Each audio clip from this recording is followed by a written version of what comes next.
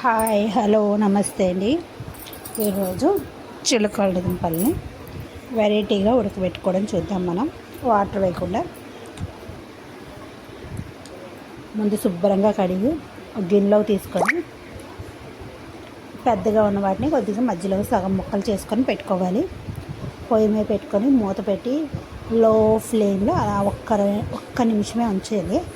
అడుగంటుతుంది అని అనుకున్నప్పుడు ఇప్పుడు మనం ఒక గరిట 2 గరిటెలు ఆయిల్ వేసుకుందాం.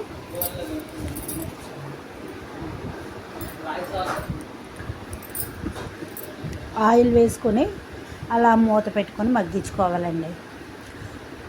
మనం ఒక్క చుక్క కూడా ఇప్పుడు వాటర్ వేయకూడదు. వాటర్ వేయకుండా మూత పెట్టుకొని మగ్గించుకుంటూ ఉండాలి. లైట్గా అడుగంటుతూ ఉంటుంది. అడుగంటినా పర్వాలేదు, బాగా అయితే అతుక్కోదు. మూత పెట్టుకొని కలర్ మారే వరకు ఉడకపెట్టుకోవాలి. ఈజీగా త్వరగా ఉడికిపోద్ది. ఇదంతా చాలా లో ఫ్లేమ్లో పెట్టుకొని మనం మగ్గించుకుందాం.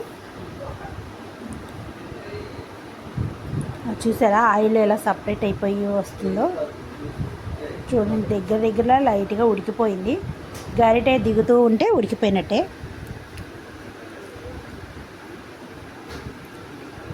ఇంకొక 2 నిమిషాలు ఉంచితే సరిపోతుంది. చూడండి ఇరిగిపోతున్నాయి కూడా. ఇలా వాటర్ వేసుకోకుండా మనం ఉడకబెట్టుకుంటే చాలా బాగుంటుంది టేస్ట్. నీళ్ళల్లో ఉడకబెట్టిన దానికంటే వాటర్ లేకుండా ఆయిల్తో ఉడకబెట్టింది టేస్ట్ ఎక్కువగా ఉంటుంది. చూడండి ముడతలుగా వచ్చింది అంటే ఉడికిపోయిందని అర్థం. కొద్దిగా పెద్దవి చిన్నవి ఉన్నాయి కదా, లో ఫ్లేమ్లో అలా ఉడకబెట్టేసుకుందాం. ఇప్పుడు కొంచెం షుగర్ వేసుకుందాం.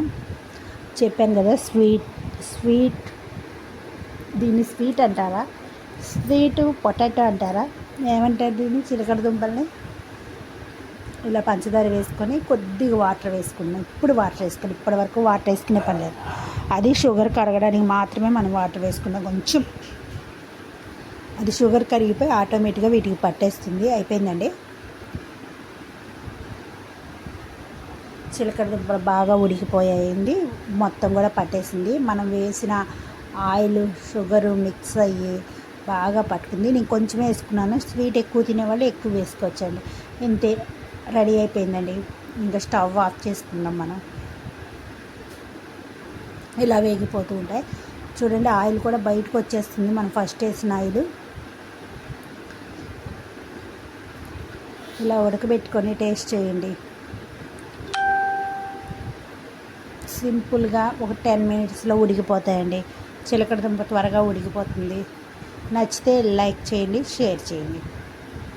బాయ్.